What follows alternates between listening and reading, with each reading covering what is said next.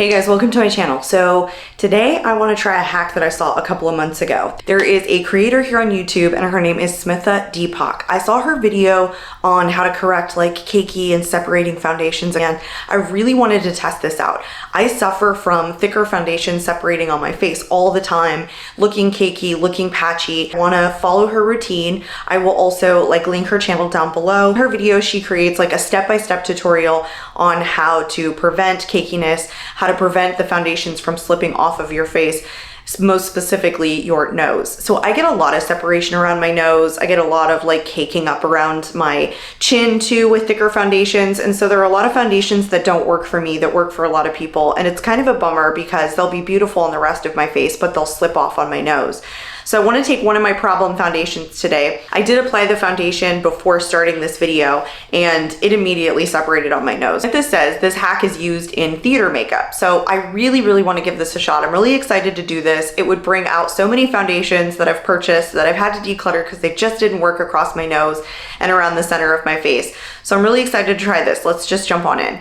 So the first step she says is to either exfoliate your face twice a week, which I'm very terrible at, or to use a resurfacing pad and exfoliate your nose before applying your makeup, which she said is most recommended. So the exfoliating or resurfacing pads that she used were by Elemis, but today I'm going to use the StriVectin Advanced Resurfacing Daily Reveal Exfoliating Pads. Okay, so I'm just going to exfoliate my nose and just my nose. I'm not going to exfoliate any other area of my face. StriVectin is one of my favorite skincare brands, and usually their products do not irritate my sensitive skin. So I'm just gonna let that dry. My nose is a little red now because I was rubbing it, but I don't think that there was any burning. I didn't feel any sensation with these. This is the first time that I am using these resurfacing pads, but usually, like I said, StriVectin is just a brand that their products don't irritate me. So I think we're okay. We'll let that kind of dry down for a little bit. So she said because the nose is the part of the face that protrudes the most, that it gets the most sun exposure, and the sun is constantly hitting it and creating sun damage. So she said you should always use a sunscreen before applying your primer or going straight into your foundation. The sunscreen that I'm going to use today is the Supergoop Mineral Sheerscreen SPF 30. So she said to apply this all over your face like you normally would, and she said to use a pretty generous amount. So this is one of those sunscreens that kind of goes on white for me, but then shears out, which is what's in the name. And it works well for under my foundations. I have been using this quite a bit lately. I would say any sunscreen would probably work that works well into your foundations. I would say that we should probably target an SPF 30 or above. So the next step, she says to go in with a primer. She used a gripping primer, but I don't want to use a gripping primer today. I just want to use one that's kind of hydrating. What I found interesting that she said was you apply the primer, but you avoid your nose entirely. She says the skin on your nose is smoother than the rest of your face. The primer that I'm going to go in with today is the Smashbox Photo Finish Primerizer. So I am just going to apply this all over my face, avoiding my nose. Okay, so the next step is to go in with your foundation. She says to apply it all over your face and you exclude your nose. The foundation that I'm gonna go in today with might surprise some people because I think it works well for a lot of folks. But for me, it just separates on my nose immediately and on my chin where I have a lot of texture. So the foundation that I'm gonna go in with today is the Ambient Soft Glow Foundation from HOURGLASS. So she says to just apply it normally all over your face. I'm gonna do a pretty light layer and avoid the nose. And then she says to go in with a damp sponge. So this is a brand new clean damp sponge. And I'm just gonna stamp it in all over my face, avoiding the nose.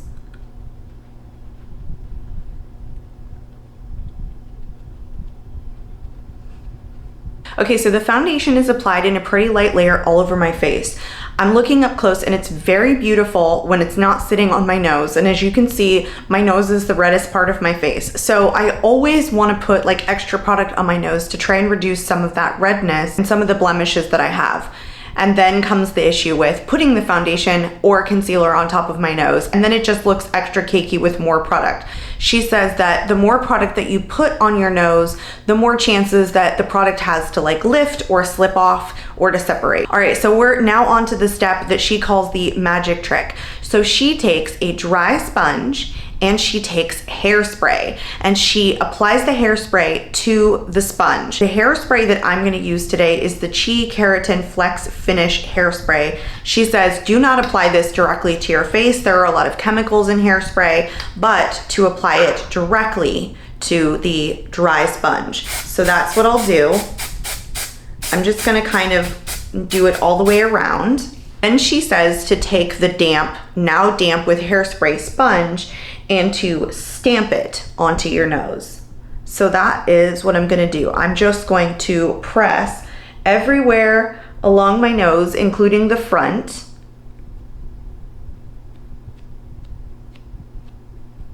Okay, so I have stamped it all over my nose. It is very, very sticky. I can hear it applying it to my nose. She says to let it sit for a minute and to go ahead and apply your concealer. So that's what I'm gonna do. This is my Wet n Wild Mega Last Incognito All Day Full Coverage Concealer. She said the next step is to go back in with the same sponge, with the residue that's on the sponge now that the hairspray has dried down, and to stamp the foundation back onto your nose. So that's what we're gonna do. I'm just gonna take what's kind of left over on the sponge and I'm going to stamp it onto my nose.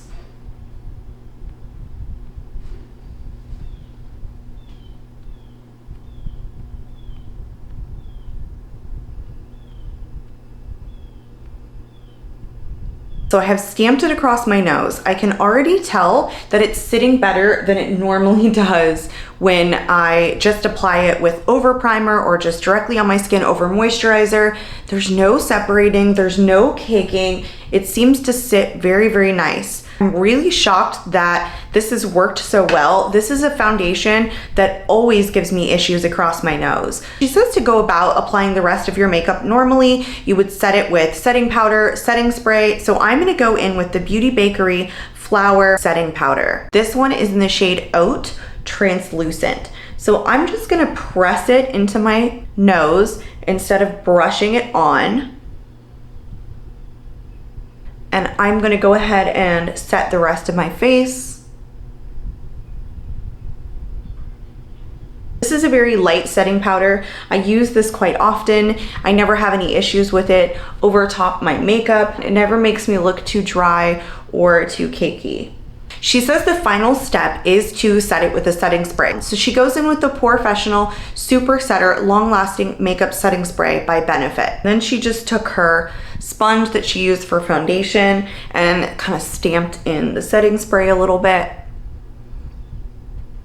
Okay, we are back. I have done the rest of my makeup. It's just a very light makeup day, kind of a little bit of a lot of blush, and I threw on some mascara, no eyeshadow. So now that everything is applied, I want to test out the foundation. One of the things that Smitha did at the end of the video was that she rubbed her nose to show that the hairspray was really working and that there was no like slipping off, that there was no budging, that there was no smudging. I do want to show you a close-up shot. There's still no breaking apart on my nose. I have actually had this on for a little bit longer than just applying the rest of my makeup, and I can tell you already that this foundation has not separated on my nose. It doesn't appear to be breaking apart or looking too cakey. This is the first time this foundation has ever not separated on my nose and immediately started looking cakey. So I'm really pleased with this. Okay, so for the final test, it's gonna be rubbing my nose and seeing how, wow. The texture feels very different. Like I can definitely feel the hairspray, but I can already tell when rubbing it, some of the foundation is starting to come off. So maybe I didn't apply the hairspray quite as much as I should have, kind of on the side of my nose. I can definitely see some of it coming off. So that particular hack did not work for me. I could definitely see the foundation kind of coming off of my nose when I was doing that. So maybe I didn't use enough hairspray or didn't stamp the sides of my nose. It could just be that this hack is not meant to be like touched and be super rough and start rubbing your makeup. It is what she did in the video, so I wanted to test it out. I can say overall though, using the hairspray allowed the foundation to sit on my face a little bit better without separating. It could have also been that I exfoliated first, and that was really the trick, to kind of smooth out the skin for the foundation to sit on.